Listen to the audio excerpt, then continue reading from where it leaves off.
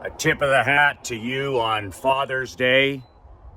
When the king does not rise, the kingdom dies. I have so much respect for fathers who are present in the home, present in their children's lives, present in their grandchildren's lives. They're committed, they're dedicated, and they're relentless. And I wish you, the elite father, the elite husband, and the elite grandfather, a happy Father's Day.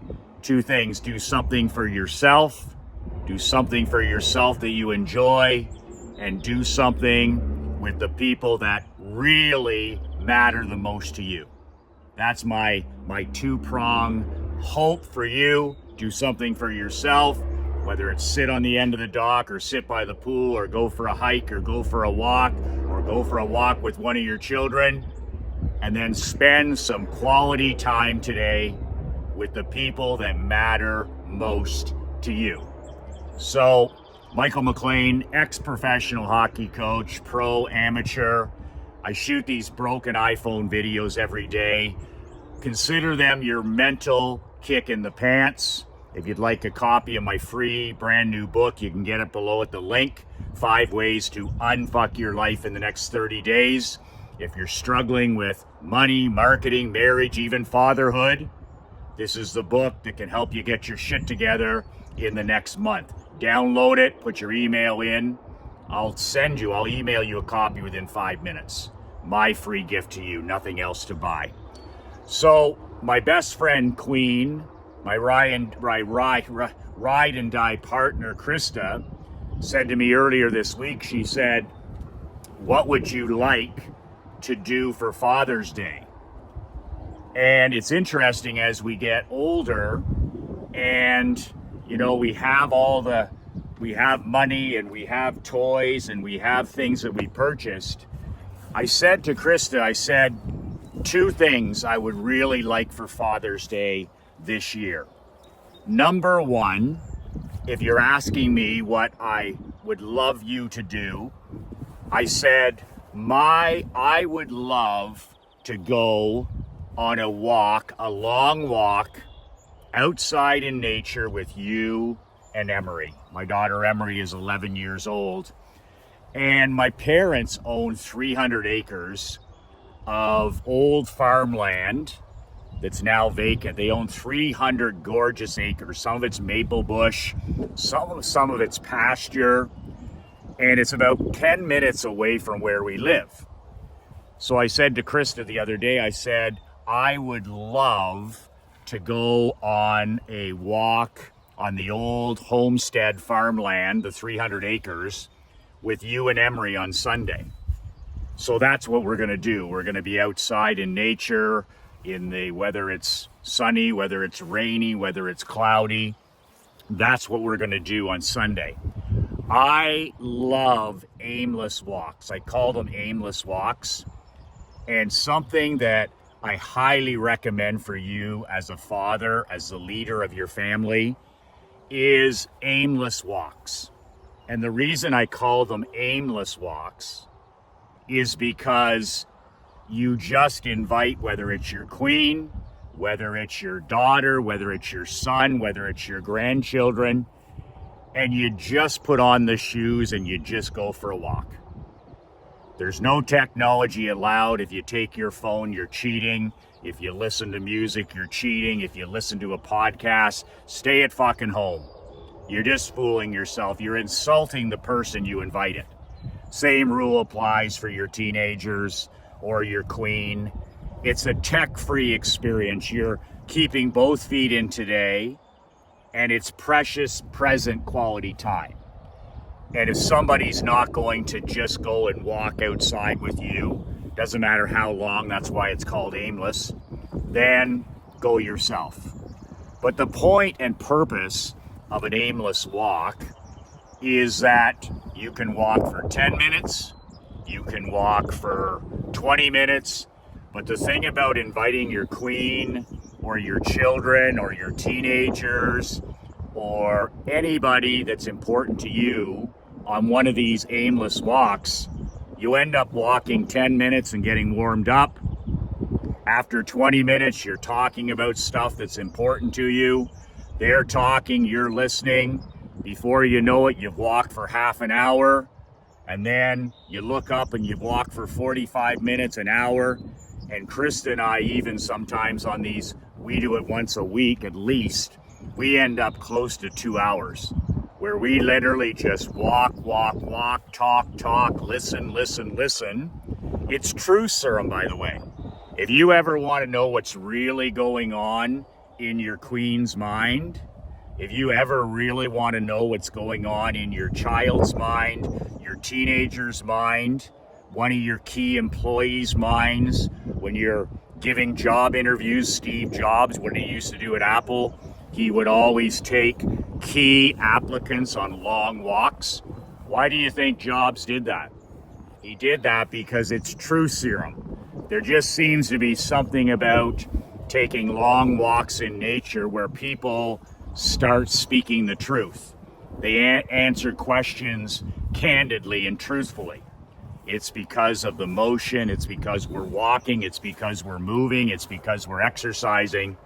So do what you want with that piece of advice, but that's what I asked for Father's Day. I don't need anything else at this stage in my life. I don't need birthday gifts. I don't need Christmas presents. I don't need Father's Day gifts, presents. I don't need more stuff. I'm fighting for more time with my girls. That's what I'm fighting for every day. More precious, present time with my girls. So for me, inviting them to join me on a Father's Day walk is the greatest gift I could ever be given. How do you spell love as a top one badass world builder? How do you spell love? Well, let me tell you how you spell love with your wife and your children and your grandchildren. It's spelled T-I-M-E. T-I-M-E. Time. You know, it's not spelled with money or cars or gifts or jokes or any of that stuff. It's spelled, love is spelled T-I-M-E. Time. You show love to your best friend's secret weapon by how much time you invest with her every day with no distraction. If you're on your phone, it doesn't matter. You're insulting the other person. They're making a bid for connection and you're saying whatever's in your phone, whatever's on your laptop is more important than your queen. You wonder why your marriage isn't on fire. Or your children come up to you or your grandchildren and they make a bid for connection. They come in the room, they ask you a question, they put their arm around you, they want to show you something, they want to tell you something, and you're on your fucking iPhone.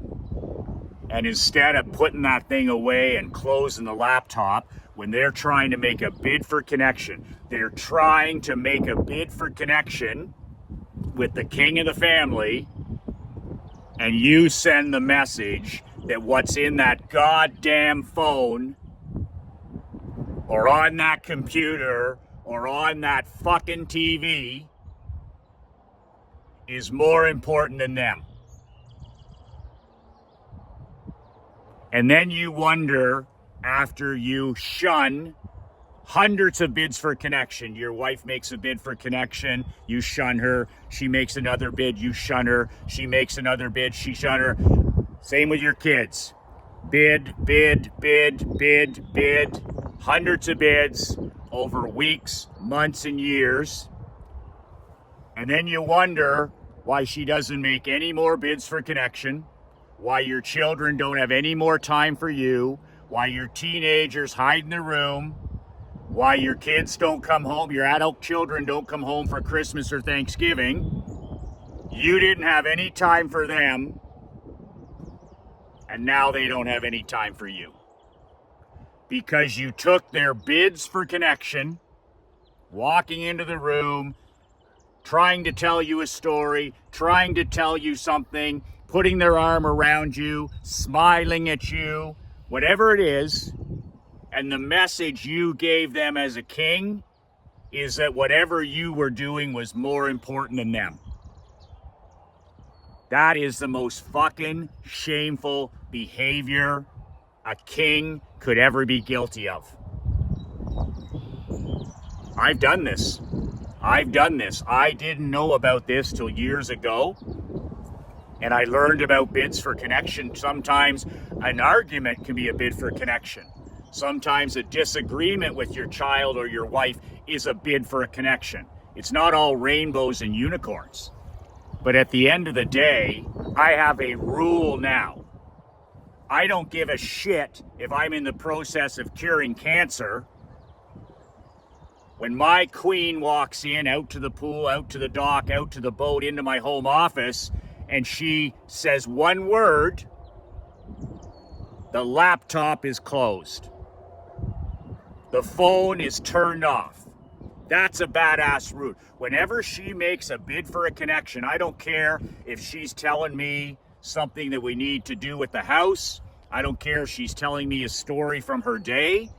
Immediately, the laptop is closed. I turn and face her. I focus, and I don't have a phone around me, so it's much simpler for me. So her bids for connection now are always heard. They're always respected, and I listen. Something you need some work with. I now listen to understand. I now listen to hear.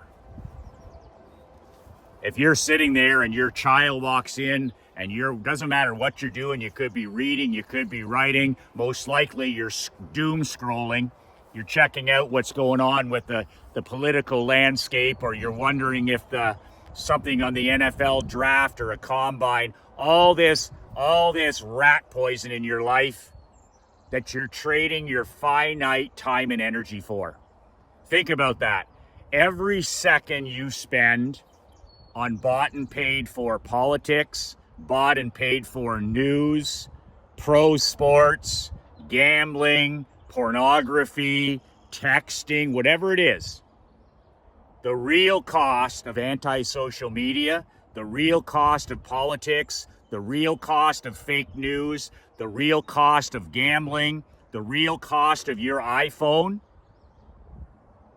is the time you trade. The time from your life you trade for that rat piss. And another massive price you're paying is you're turning your back on bids for connection as a father. I didn't know this stuff years ago. I studied it, I learned it, and I learned to be mentally 100% present, both feet in today, be where my feet are, and it's changed everything in my marriage. I have a marriage on fire because I no longer shun a bid for connection. Nothing comes before my wife's attention. Nothing comes before my daughter's attention. And I do one thing at a time. If I'm talking to my business partner, Marc-Andre, on the phone, I'm talking to my business partner, Marc-Andre, on the phone. That's it. I'm not texting, I'm not emailing, I'm not messaging. I'm doing one thing at a 1% level. But you as a father, as a husband, as a grandfather, you need to use Father's Day to take inventory. Okay, I'm doing this, I'm doing these areas well, but I gotta scale my shit up. Because never in history have we needed more kings to rise. More fathers exactly like you to scale up and be an example. I was talking to my 90-year young dad the other day, and he said something that was like a 2x4 upside the head. He had never said this to me in 56 years. Never, ever. But we're driving out to our new lakefront property Krista and I bought, and we're talking about, legacy and significance and service. And he said, you know what?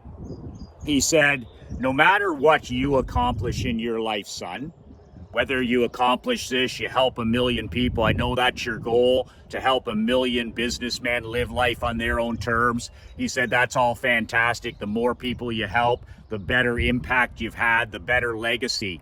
But he said, regardless of all that, he said, you know what your greatest impact will be? And I said, well, serving all these men. And he said, no. He said, actually, that'll be your second greatest impact. The greatest impact you'll have on the future after you're long gone, of course, is your children, your daughter Emery, but also all of the people that you positively impacted their lives. The man or the woman who you led, who you coached, who you consulted with, who you helped in any small way, then they turn around and they pay that forward in their life, and that's how you have exponential legacy. I'd never heard that term before, exponential legacy. So all of the thousands of hockey players I've worked with, all of the children I've taught power skating to, all of the people I've taught entrepreneurship, all the people that watch my videos, that's all great.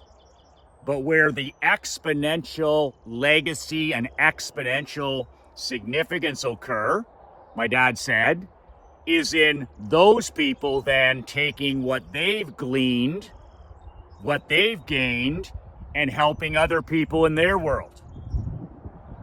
Exponential legacy. You share something that changes somebody's life, that transforms somebody's life, and then they become a better leader, they become a better husband, they become a better father, they become a better grandfather. Exponential significance, exponential service, exponential legacy. That's the only stuff that'll ever live beyond your funeral, he said.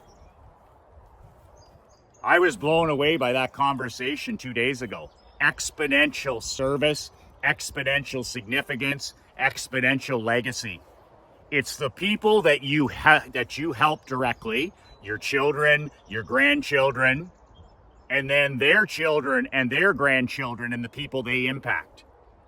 And in the hockey business that I was in, I was working with kids 16 to 21. That's a major age for development. So all of those kids that I preached and taught high performance and personal development, if those kids can take tiny pieces of their experience playing in my hockey program, then they take it and share it with their children and their families, and maybe they end up coaching. That's exponential legacy, exponential service, exponential significance. My dad shocked me with that one. He said, your real impact will be the people that you taught something to, and then they take it and they pay the tax. They pay it forward.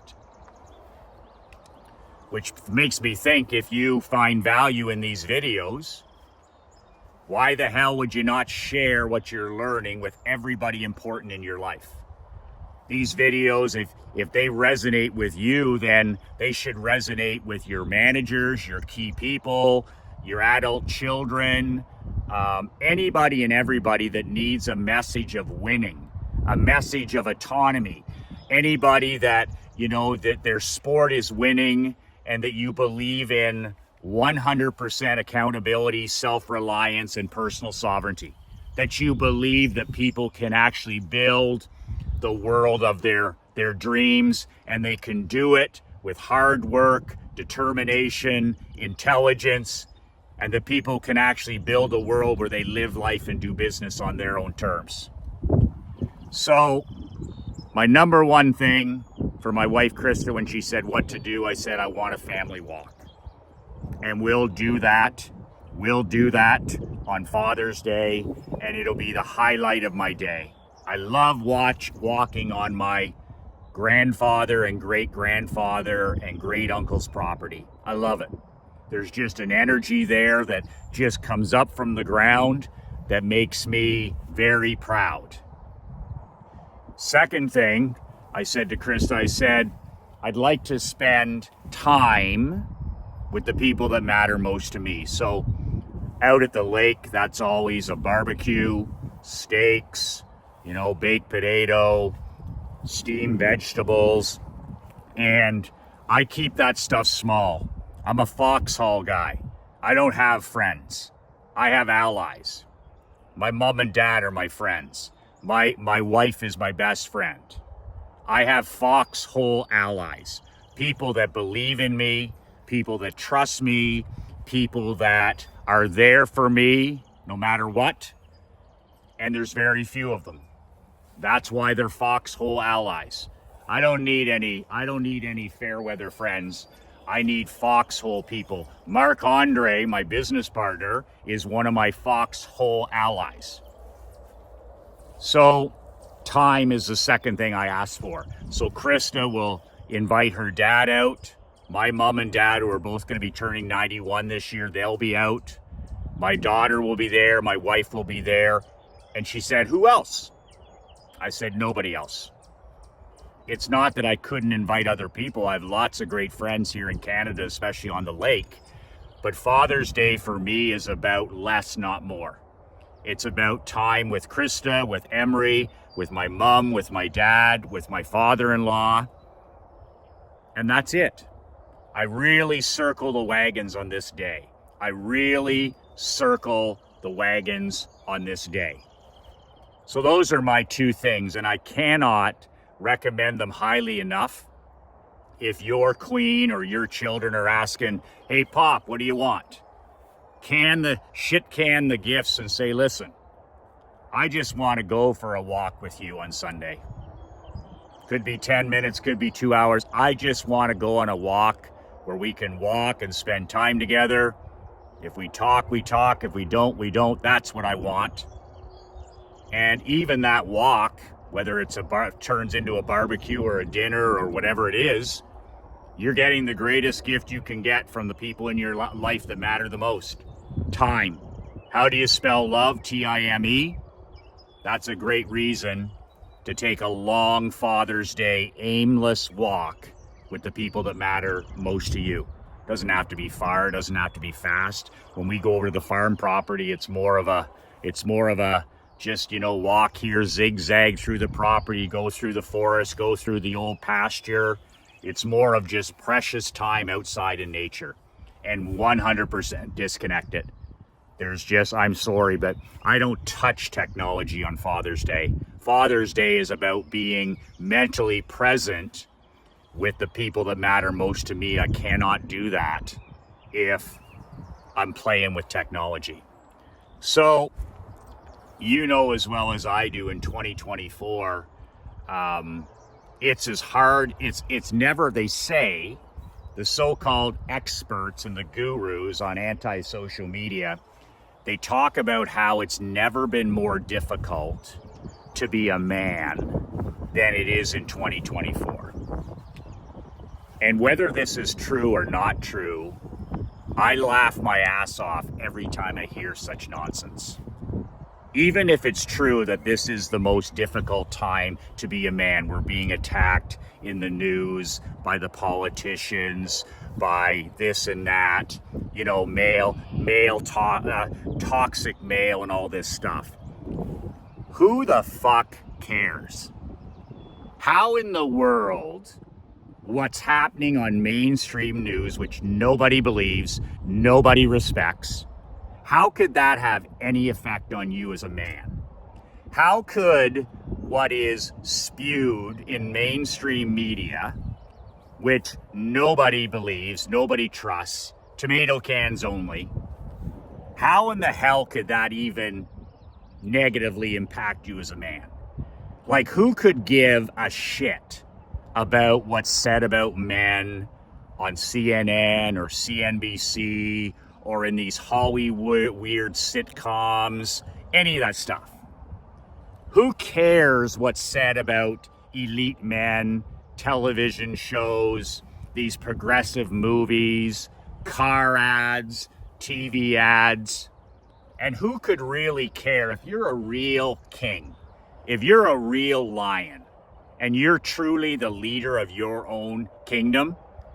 What the hell does it matter what's said in the White House or on toxic rat poison politics?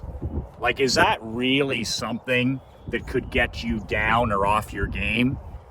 What somebody like, people can't stand politicians and they can't stand media. Those are the two most hated groups now because they don't trust them. They can't stand them. So I don't have any of these toxic radioactive influences in my world, because this is why I tell you not to participate in those swamps. But you still get on your phone and you scroll politics and you scroll anti-social media and you scroll the news and you scroll pro sports. And then you wonder why you have normie results in your life.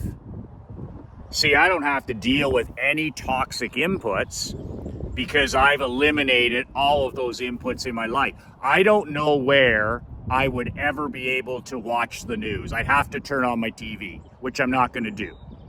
I don't know where I would ever be able to access social media, anti-social media.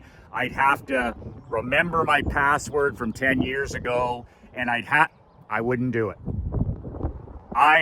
We don't watch TV. We watch documentaries. We watch Netflix specials on high achievement people, and that's it. And I watch almost no pro sports. I'll watch a quarter of the Super Bowl.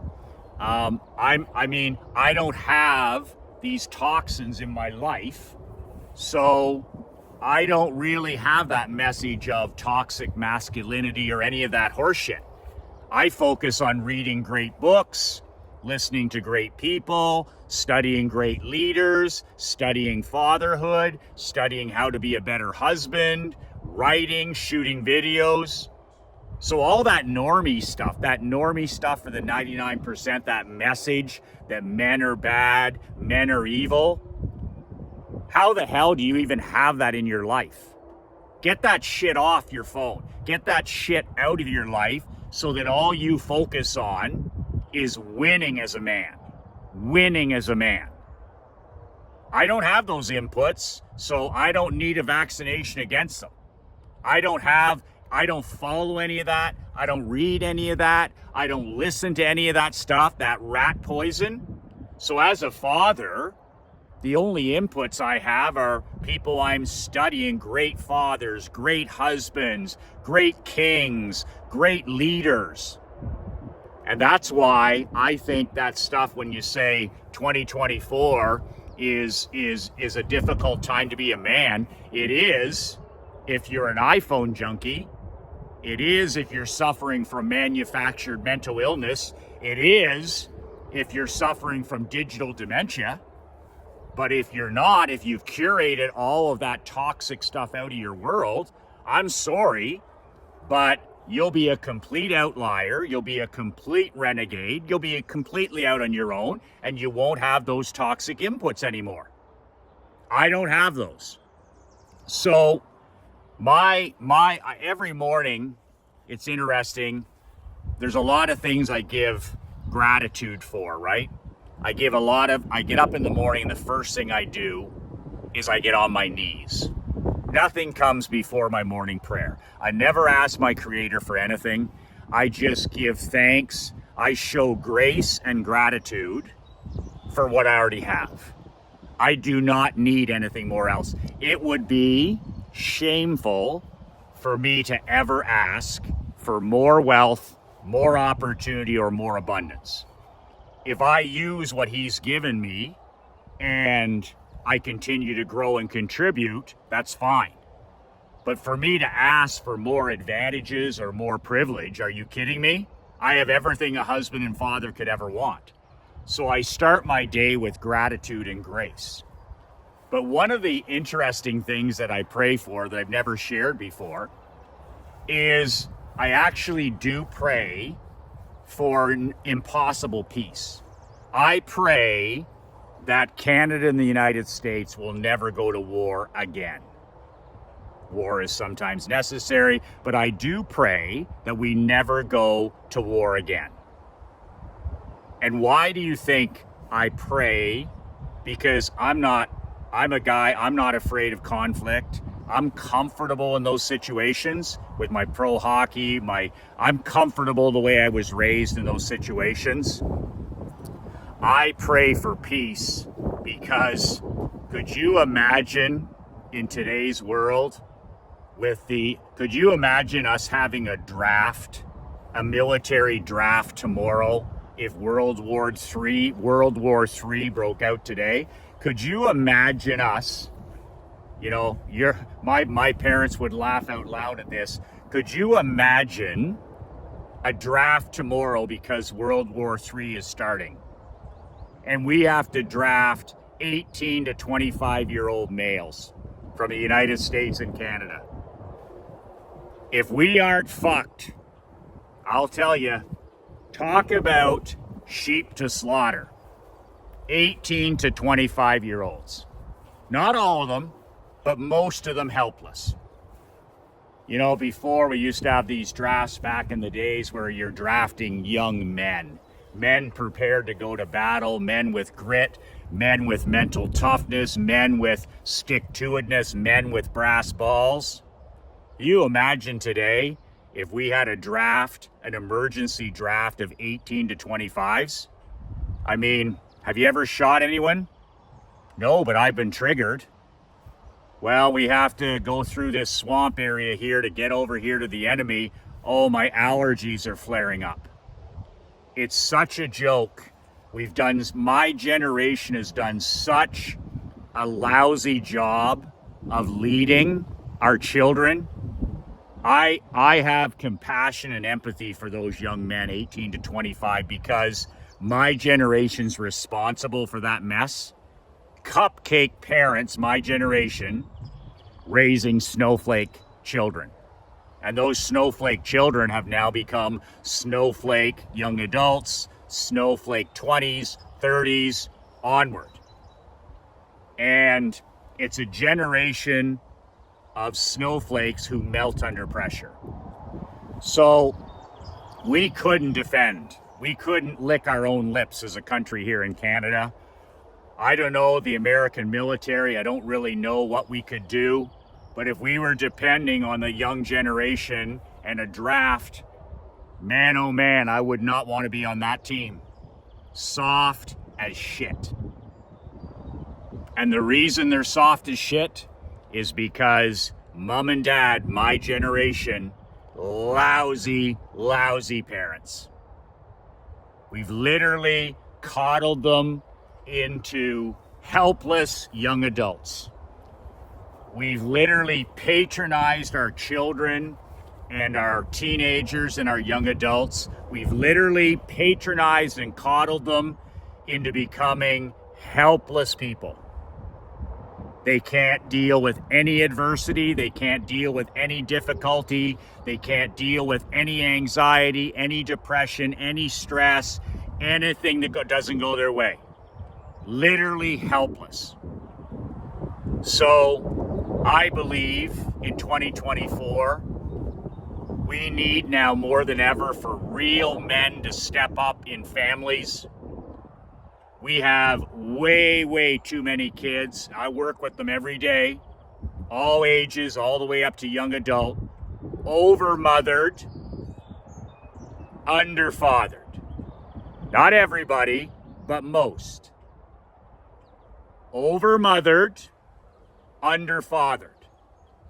And admittedly, in defense of stay-at-home, of single moms who are some of the heroes in today's society, stay-at-home mothers, single mothers, because men aren't showing up in the homes, because they're not in the homes in some cases. You have a situation where children are automatically over-mothered and under-fathered. I see it every day in hockey and skating. I see it every day. I work with these kids 20 years now, and I see the differences. Over-mothered, under-fathered. So it's a message you and me as badass kings, you better be talking about these kind of things at the ball games and barbecues. We need to get serious about getting men back in to the real world. We got so many guys. I work with some people, and when the most troubled men that I work with, it's not about marketing or sales or any of that stuff. The guys that I work with that struggle the most need to literally reclaim their balls. They've literally taken a knee. They've literally put the knee pads on, whether it's in their marriage, whether it's as a father, whether it's as an entrepreneur. They've literally sold out and just undone. And we need more than ever for kings to start rising. The kingdom has died, is dying, because most homes the king has not risen. In some homes, the king isn't even there. It's my belief through 22 years of coaching kids that we need even more men teachers, more men coaches, more men mentors in children's lives. It's really that simple. One of the greatest benefits my daughter gets from working with the great Dan Lazonis in Naples, that's my daughter's homeschooling tutor coach, is she gets to work with another male role model. I'm omnipresent in my daughter's life, and she will judge all men by what? A girl, I didn't know this when I became a father, will judge all men on how she should be treated in her future life by how I treat Krista, her mom, and how I treat her. Everything from opening doors to manners to etiquette to respect to character to integrity.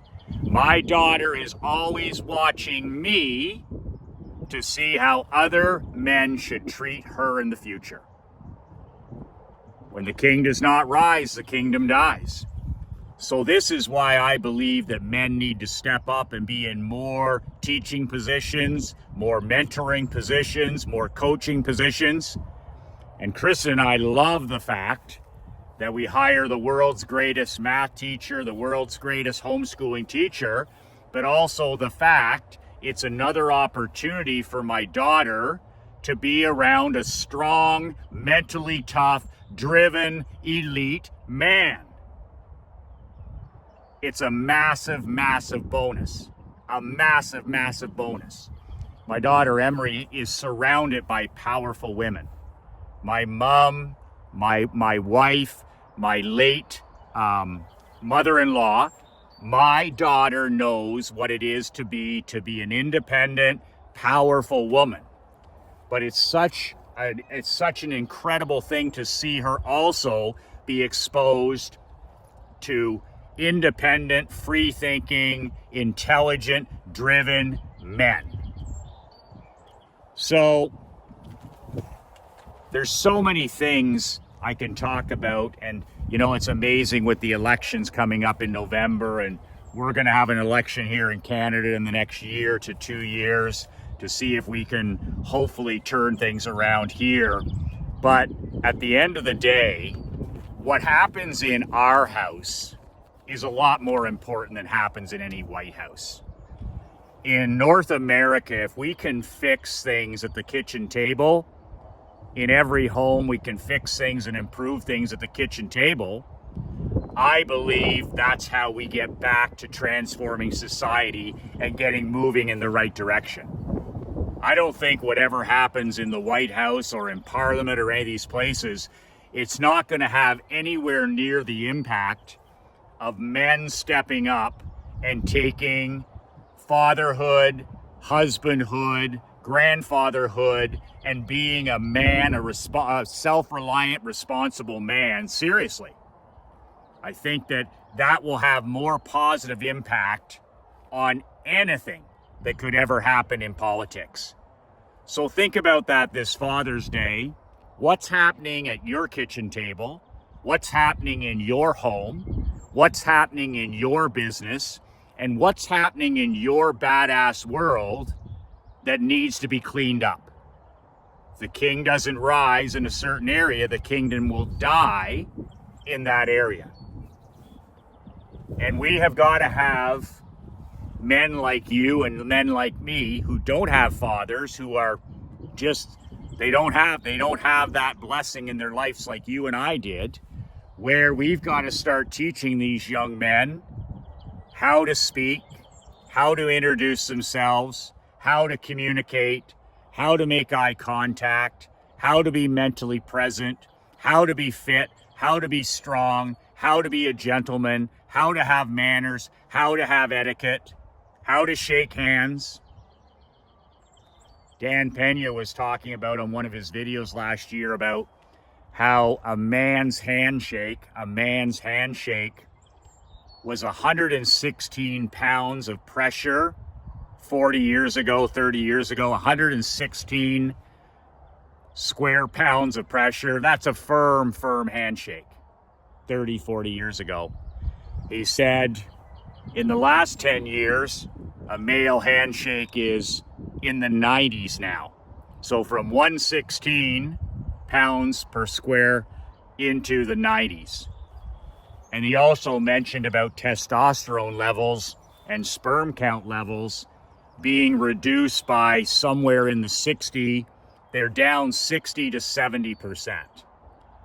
And Dan made the comment of, we're disappearing. Men are disappearing. Elite men, savages, badasses, leaders, renegades, outliers, lions, that we're fading away.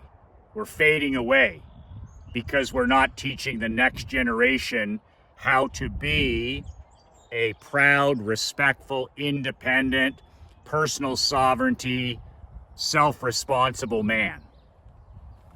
So, interesting things for you to think about today. I'll be thinking about these things all weekend. When I take that nature walk with my queen and my daughter, and when I'm sitting around spending time, T-I-M-E, with the people that matter most to me. I hope you'll take this to heart. I hope that you will ask, if somebody asks you what to do on Father's Day, whether you're with your kids or, that you take a walk outside in nature, an aimless walk with somebody that you respect, and just give yourself that gift of the precious present to be there today and take a long walk with the people that matter most to you. And that secondly, you find some time on Father's Day or Father's Day weekend just to be mentally present, to put the phones away, to put the all of that nonsense away, and just spend time with the people that matter the most to you. That is the greatest gift you can give yourself this Father's Day weekend. You can download a free copy of my book below. The link is there, brassballsvideos.com. Admittedly, it's not everybody's cup of whiskey, that book, but if you're looking to level up your game, the king needs to rise. You need to get your shit together. That's the 22-page book you can print off, study it, be serious about it. It's my free gift to you. The link is below, brassballsvideos.com. Again, a tip of the hat to you, the elite man in society, leader, king, builder, rainmaker, husband, father, grandfather. And keep that in mind at all times. When the king does not rise, the kingdom dies. Make sure every single day you're showing up in your kingdom. Make sure you're always working on improving yourself as leader, champion, king of your family. When your wife, your children, and your grandchildren look for a positive, contagious example, they never have to look any further than you. 2 words that changed my life, 2 words that can change yours. Be relentless.